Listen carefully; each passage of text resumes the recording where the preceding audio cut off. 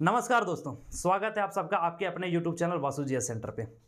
जी हाँ, आज आप अपने स्क्रीन पे हम दो लोगों को देख रहे होंगे। यूजुअली तो क्लास में हम अकेले दिखते हैं, लेकिन आज जो हमारे साथ खड़े हैं ये कोई और नहीं, मेरा छोटा भाई है।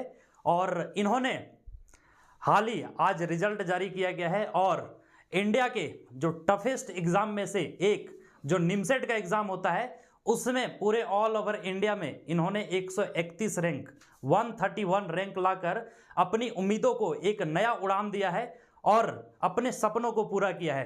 तो इन्हीं के बारे में आज की इस वीडियो में हम आप लोगों को बताने वाले हैं। साथ ही साथ विजय भी आपको बहुत सारी बातें आपको बताएंगे, है ना, क्योंकि इन्होंने खुद कैसे गिरा है, कैसे इनका फर्स्ट टाइम में सिलेक्शन नहीं हुआ, फिर इन्होंने कैसे मेहनत किया, किस तरह से अपने क्लासेस को कंटिन्यू रखा। क्योंकि निमसेट ऐसा एग्जाम है जो बहुत ही टफेस्ट एग्जाम है। जैसा कि यूपीएससी होता है उसी तरह से निमसेट भी एक बहुत टफ एग्जाम होता है और इसको 131 रैंक के साथ क्वालिफाई करना अपने आप में एक बहुत बड़ा अचीवमेंट होता है। तो ये विजय कुमार हमारा छोटा भाई है, ठीक है, और इसी से आज हम लोग बात करेंगे। एक्चुअली सबसे पहले मैं विजय से जानना चाहूँगा कि आखिर जो 131 रैंक आपने प्राप्त किया है वो एग्ज़ाम क्या है, एग्ज़ाम के बारे में आप सबसे पहले समझाइए।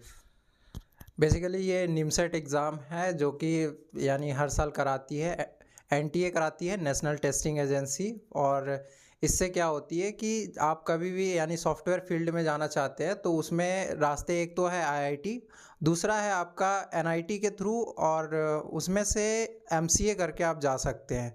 तो एमसीए में क्या होता है कि 9 एनआईटीज़ जो है वो पार्टिसिपेट करती है, जिसमें सबसे फर्स्ट पे है एनआईटी त्रिची और सूरतकल है। इस तरह से करके 9 एनआईटीज़ है। हमारे यहाँ भी झारखंड में एनआईटी जमशेदपुर है जो कराती है एमसीए। तो ये एग्ज़ाम में ज़्यादा सीटें नहीं होती है और बच्चे काफ़ी इसमें अपीयर होते हैं जो यानी बीसीए किए हुए रहते हैं या तो फिर बीएससी किए हुए रहते हैं। तो इसमें क्या होता है कि सीट कम होती है, इसलिए कंपटीशन लेवल काफ़ी टफ हो जाता है। और यानी इस एग्ज़ाम का नाम है निमसेट, जो 2023 में हमारी रैंक जो है वो यानी 131 है। चलिए मैं आप सभी को बता दूं कि इस बार कुल सीटों की संख्या 813 था और खास तौर पे सचिवालय वाले जो आप लगातार मुझे कॉल करके कहते हैं सर मैं डिमोटिवेट हो रहा हूं, कैसे तैयारी करें। तैयारी के बारे में भी विजय भी आप सभी के साथ अपना एक्सपीरियंस को शेयर करेगा, लेकिन मैं आप सभी को बता दूं कि फर्स्ट अटैम्प्ट जब ये लिया था इससे पिछले साल में, ठीक है, उस समय इसका रैंक जो है वो 1100 समथिंग था, शायद 1134 रैंक था। और वहाँ पे टॉप एनआईटीज़, क्योंकि इंडिया में अगर देखा जाए तो टोटल इंडिया में 9 ही एनआईटी कॉलेज हैं टॉप एनआईटीज़, समझ रहे ना, जिसका प्लेसमेंट रेट अच्छा होता है। और उसमें से सबसे जो बेस्ट कॉलेज है वो एनआईटी तिरुचि है, तमिलनाडु में पड़ता है। और उसमें अपने आप को एडमिट करना, एडमिशन कराना या फिर उसके लिए क्वालिफाई करना बहुत ही चैलेंजिंग होता है। और इसमें बहुत सारे सब्जेक्ट्स होते हैं। ये भी एक तरह का कंपटीशन के तरह ही एग्जाम होता है। जैसे मैंने आपको बताया कि यूपीएससी वगैरह की तरह ही ये भी एक एग्जाम होता है, सिर्फ इसका लाइन अलग है। जैसे आप लोग जिस सॉफ्टवेयर के जरिए पढ़ाई कर रहे हैं ना, आप लोग देखते होंगे कि अलग अलग टीचर्स का आप एप्लीकेशन का यूज़ करते हैं या फिर यूट्यूब का आप यूज़ कर रहे हैं, या मोबाइल जो है वो टोटली एप्लीकेशन पे चलता है। तो वो एप्लीकेशन आखिर कौन बनाता है? तो भाई कोई ना कोई इंजीनियर बनाया होगा, तो वो सॉफ्टवेयर इंजीनियर बनाता है, ठीक है। और उसी के लिए अभी जैसा कि विजय ने बताया आपको कि एमसीए के लिए इन्होंने एंट्रेंस का तैयारी किया और सफलतापूर्वक सेकेंड अटेम्प्ट में, फर्स्ट अटेम्प्ट में तो 1134 रैंक पे लटक गए थे। तो इनको टॉप एनआईटी जो 9 कॉलेज है उसमें एडमिशन नहीं मिल पा रहा था, तो इन्होंने ये बहुत हताश हो गए थे, ठीक है। फिर मैंने समझाया और हम लोग सभी ने, हमारे परिवार ने समझाया और इन्होंने एक फिर अपने एनर्जी को एक तरह से बूस्ट किया और बूस्ट करने के बाद नेक्स्ट अटेम्प्ट को लिया। और आज रिजल्ट आप लोग देख सकते हैं कि 131 रैंक के साथ झारखंड के साथ साथ अपने जिला, अपने क्षेत्र और पूरे देश का नाम रोशन किया। तो देखिए एक्चुअल में क्या होता है विजय, होता है क्या है कि जैसे कि सचिवालय का भी वैकेंसी आया हुआ है झारखंड में, ठीक है।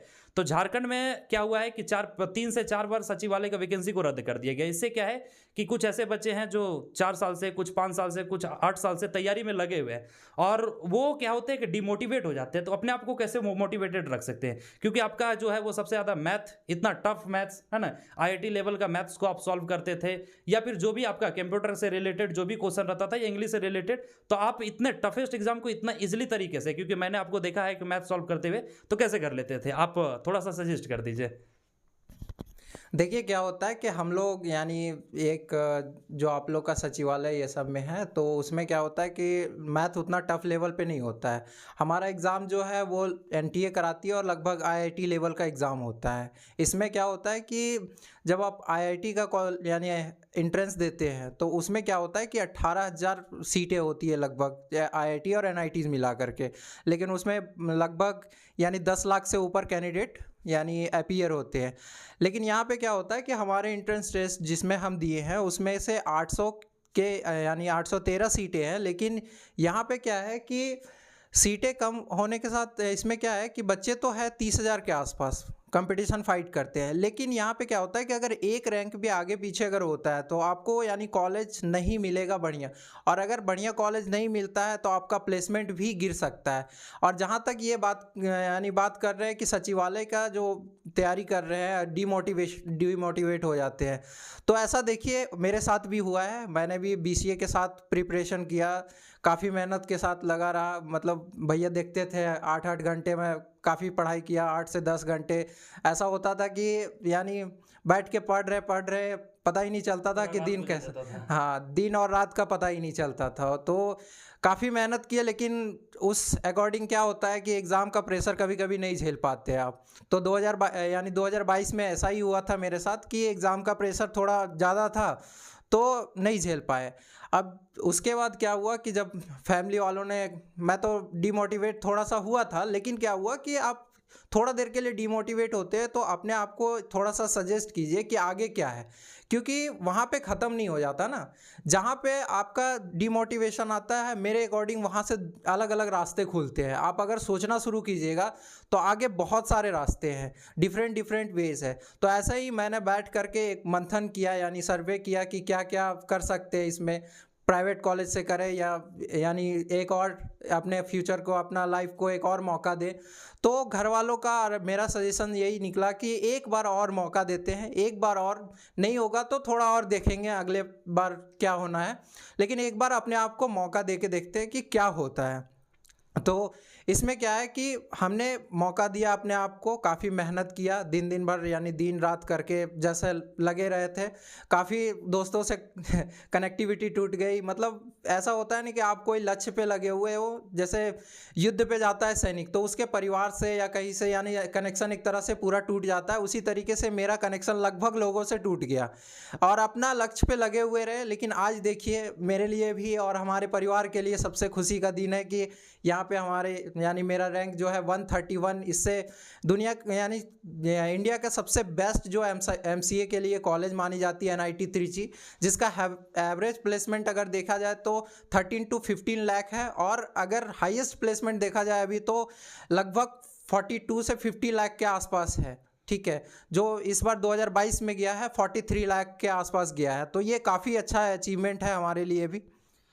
चलिए, तो सचिवालय वालों के लिए जो बार बार गिर रहे हैं और उठना कैसे है, ठीक है, उम्मीद करते हैं जैसा कि विजय ने अभी आप सबको बताया कि जब आप एक बार डीमोटिवेट होते हैं ना तो वहाँ से कई रास्ते खुलते हैं। जी हाँ, इन्होंने सही कहा। देखिए, जब तक आप डीमोटिवेट नहीं होंगे आपको कैसे पता होगा कि फेल होने का आखिर तीखापन कैसा लगता है। ठीक है, जैसे होता है ना कि जो सक्सेस हो जाता है उसका स्वाद तो लोग सब चखते हैं, लेकिन एक बार अगर आप फेल हो जाते हैं तो उसके बाद क्या फील होता है, इसका स्वाद भाई सबको, जो इस चीज़ को समझ गया ना वो फिर अपने लाइफ में कभी फेल नहीं होगा। रह गया सवाल कनेक्टिविटी का, है ना, दोस्तों का कनेक्टिविटी, लड़कियों के साथ कनेक्टिविटी, इवन कि भाई हम लोग को जब बात करना रहता था ना तो हमारी माँ या हमारे पिता जो है वो मात्र 10 मिनट उनको टाइम मिलता था। मेरे से तो बहुत कम बात होता था। बहुत कभी अगर ऐसा कुछ सजेशन रहता था या फिर लगता था कि हाँ बात करना ज़रूरी है तो बात होती थी। हमारे माँ और पिता ही बात करने के लिए तरसते थे। 24 घंटे में मात्र 10 मिनट के लिए मोबाइल ओपन होता था। सिर्फ रात का जब खाना खाने के लिए जाता था मेस में तो जाने के क्रम में और आने के क्रम में, ठीक है, और खाने में जितना 10 से 15 मिनट का समय मिलता था उसी टाइम में ये घर वालों से बात करता था। बाकी दिन भर मोबाइल ऑफ रहता था। तो मोबाइल को अपने से दूर रखना, अगर मोबाइल को आप अपने साथ रखते हैं तो यूटिलाइज जरूर कीजिए। चाहे आप किसी भी लेवल का एग्जाम को लिख रहे हैं, चाहे एसएससी लेवल का एग्जाम को लिख रहे हैं या जेएसएससी या जेपीएससी या यूपीएससी, देखिए जब तक आप अपने अंदर सेल्फ सेल्फ मोटिवेशन नहीं लाएंगे ना, जैसा कि अभी इन्होंने बताया ना कि देखिए सेल्फ मोटिवेशन जरूरी है। आप अपने आप को तैयार नहीं करेंगे ना, आप अपने आप को जब तक पॉजिटिव नहीं सोचेंगे आप फेल होता चले जाएंगे, ठीक है। तो जो भी आप सचिवालय का तैयारी कर रहे हैं या जेई वाले स्टूडेंट है या उत्पाद वाले या फिर जेपीएससी वाले हैं, देखिए आप हार मत मानिए। जब तक आपके पास हिम्मत है, एक सेना की तरह जब तक जान है तब तक गोलियों का बौछार होते रहेगा, तब तक लड़ाई लड़ते रहेंगे, तब तक युद्ध लड़ते रहेंगे, ठीक है। युद्ध का क्या आखिर इसका रिजल्ट होगा वो बाद में देखेंगे, लेकिन लड़ाई ना करें ये गलत बात है, लड़ना होगा। और बहुत अच्छी बात है कि हम हमारे पूरे परिवार के लिए एक खुशी का दिन है कि आज हालांकि हम लोग को पहले ही बता दिया था इन्होंने कि इस बार सिलेक्शन हो जाएगा और अच्छे रैंक के साथ होगा, लेकिन आज ऑफिशियली रैंक जारी कर दिया गया और 131 रैंक के साथ हमारा जो छोटा भाई है विजय, वो ऑल ओवर इंडिया में जो सबसे टॉप एमसीए का कॉलेज है एनआईटी तिरुचि बताया ना, एनआईटी तिरुचि जो तमिलनाडु में है, अब इसका सिलेक्शन वहाँ पे हो जाएगा। बहुत जल्द आप लोग को प्लेसमेंट की भी खुशखबरी देंगे और बहुत जल्द आप लोग को मिठाइयाँ भी बांटेंगे, ऑनलाइन अभी मिठाई बांट देंगे इमोजी के जरिए, ठीक है। तो चलिए फिर भी अगर किसी तरह का अगर कोई डाउट रह जाता है तो आप हमें कमेंट करके जरूर बताइए। कॉन्ग्रेचुलेसन विजय, ठीक है, बहुत बहुत धन्यवाद।